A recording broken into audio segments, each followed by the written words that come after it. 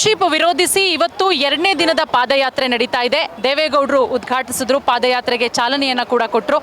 ಇನ್ನು ನಿನ್ನೆಯಿಂದನೂ ಕೂಡ ಪಾದಯಾತ್ರೆಯಲ್ಲಿ ಭಾಗಿಯಾಗಿದ್ದಾರೆ JDSನ ಸದಸ್ಯ ಹಾಗೆ ನಟಿ ಹಾಗೆ ನಿರೂಪಕಿ ಜಾನ್ವಿ ಅವರು. ಮೇಡಮ್, ಇವತ್ತು 2ನೇ ದಿನದ ಪಾದಯಾತ್ರೆ, ಮೊದಲನೇ ದಿನ ಎಷ್ಟು ಅಭೂತಪೂರ್ವ ಬೆಂಬಲ ಸಕ್ಸಸ್ ಆಗಿದೆ. ಮತ್ತೊಂದು ಕಡೆ ರಾತ್ರೋರಾತ್ರಿ 1 ಕೋಟಿ ಜಾಸ್ತಿ ಮಾಡಿದ್ದಾರೆ 1 ಎಕರೆ ಭೂಮಿಗೆ. ಈ ನಿರ್ಧಾರದ ಬಗ್ಗೆ ಏನು ಹೇಳ್ತೀರಾ?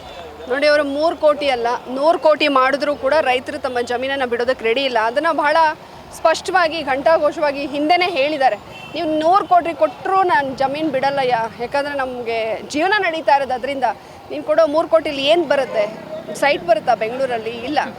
ಅವರು ಆರಾಮಾಗಿದ್ದಾರೆ. ಇವರು ನಮ್ಮ ಪಾದಯಾತ್ರೆ ನೋಡಿನೋ ಅಥವಾ ಏನಾದರೂ ಆಮಿಷಗಳನ್ನ ಒಡ್ಡಿ ಹಣ ಜಾಸ್ತಿ ಮಾಡಿದರೆ ಅವ್ರನ್ನ ಒಲಿಸ್ಕೊಳ್ಬಿಡ್ಬೋದು ಅನ್ನೋ ಒಂದು ಭ್ರಮೆ ರಾಜ್ಯ ಸರ್ಕಾರಕ್ಕಿದೆ. ಹಾಗಾಗಿ ಅವರು 3 ಅಲ್ಲ 100 ಕೋಟಿ ನಿಗದಿ ಮಾಡಿದ್ರು ಕೂಡ ನಮ್ಮ ರೈತರು ಅವರ ಭೂಮಿಯನ್ನು ಕೊಡೋದಕ್ಕೆ ಒಪ್ಪೋದಿಲ್ಲ. ಮತ್ತೊಂದು ಕಡೆ DK ಶಿವಕುಮಾರ್ ಅವರು ಹೇಳ್ತಾರೆ, ಕಾಂಗ್ರೆಸ್ನಿಗರು ಹೇಳ್ತಾರೆ, ಇದು ಪ್ರಾಯಶ್ಚಿತ್ತದ ಪಾದಯಾತ್ರೆ, ಇದು ಅವರಿಗೆ ಶುಗರು BP ಜಾಸ್ತಿ ಆಗ್ಬಿಟ್ಟಿದೆ, ಅದನ್ನ ಕಡಿಮೆ ಮಾಡ್ಕೊಳ್ಳೋಕ್ಕೋಸ್ಕರ ಪಾದಯಾತ್ರೆ ಮಾಡ್ತಾ ಇದ್ದಾರೆ, ಮಾಡ್ಲಿ ಬಿಡಿ ಅಂತಾರೆ.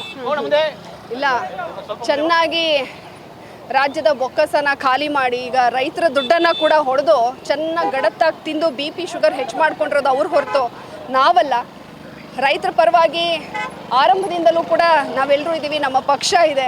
ಸೊ ಏನೋ ಒಂದು ಹೇಳಿ ರಾಜಕೀಯದ ಬೇಯಿಸ್ಕೋಬೇಕು ಅನ್ನೋ ಉದ್ದೇಶ ಅವ್ರದ್ದು ಆಗಿರುತ್ತೆ ಹೊರತು BP ಶುಗರ್ ಎಲ್ಲ ಜಾಸ್ತಿ ಮಾಡ್ಕೊಂಡಿರೋರು ಅವರಲ್ಲೇ ಇದ್ದಾರೆ. ಅದನ್ನು ಏನು ಆ ಕೊಬ್ಬು ಜಾಸ್ತಿ ಆಗಿದೆ, ಆ ಕೊಬ್ಬನ್ನು ನಾವು ಕರಗಿಸ್ತೀವಿ. ಈ ಪಾದಯಾತ್ರೆ ಮಾಡಿ ನಮ್ಮ ಕೊಬ್ಬನ್ನು ನಾವು ಕರಗಿಸ್ತೀವಿ ಅಂತ ಹೇಳಿ ಅವ್ರು ಏನು ವ್ಯಂಗ್ಯ ಮಾಡ್ತಾ ಇದ್ದಾರೋ, ಅಧಿಕಾರದ ದರ್ಪ ಮದ ರೈತರ ದುಡ್ಡು ಕೋಟಿನ ಕೊಳ್ಳೆ ಹೊಡೆದು ಏನು ಅವ್ರಿಗೆ ಕೊಬ್ಬು ಜಾಸ್ತಿ ಆಗಿದೆಯೋ ಆ ಕೊಬ್ಬನ್ನು ನಮ್ಮ ಬಿಡದಿ ಭಾಗದ ರೈತರೇ ಕರಗಿಸ್ತಾರೆ. ಈಗ ನಿನ್ನೆ DK ಶಿವಕುಮಾರ್ ಅವರು ಹೇಳ್ತಾರೆ, ಮಾಧ್ಯಮದವರು ಪ್ರಶ್ನೆ ಕೇಳ್ತಾರೆ, ಸರ್ ಬಿಡದಿಯಿಂದ ಪಾದಯಾತ್ರೆ ಆಗ್ತಾ ಇದೆ ಫ್ರೀಡಮ್ ಪಾರ್ಕ್ವರೆಗೆ, ಏನು ಹೇಳ್ತೀರಾ ಅಂದರೆ, ಅಯ್ಯೋ ಎಲ್ರಿಗೂ ಕೂಡ ಹಕ್ಕಿದೆ ಅವರವ್ರದ್ದು, ಮಾಡಲಿ ಬಿಡಿ, ಅದಕ್ಕೆ ನಾವೇನು ಮಾಡೋಕ್ಕಾಗೋಣ ಅಂದ್ಬಿಟ್ಟು DK ಶಿವಕುಮಾರ್ ಅವರು ಒಂದು ರೀತಿಯಲ್ಲಿ ಉಡಾಫೆ ಉತ್ತರ ಕೊಡ್ತಾರೆ. ನೀವೇನಂತೀರಾ? ಹೌದು, ನೋಡಿ 518 ದಿವಸ ಆಯಿತು, ಒಂದಿನಾದರೂ DK ಶಿವಕುಮಾರ್ ಅವರು ಬಂದ್ರ ಬಿಡದಿಗೆ? ಬಂದಿಲ್ಲ. ಅಲ್ಲೆಲ್ಲೋ ದೆಹಲಿಲಿ ನಡೆಯುವಂಥ ನೀಟ್ ಹೋರಾಟಕ್ಕೆ ಹೋಗ್ತಾರೆ ವಿನಃ ಇಲ್ಲೇ ಪಕ್ಕದಲ್ಲಿ 30 ಕಿಲೋಮೀಟ್ರಲ್ಲಿರುವಂಥ ಬಿಡದಿ ರೈತರ ಕಷ್ಟ ಏನು ಅಂತ ಅವ್ರೇನು ಕೇಳಿಲ್ಲ.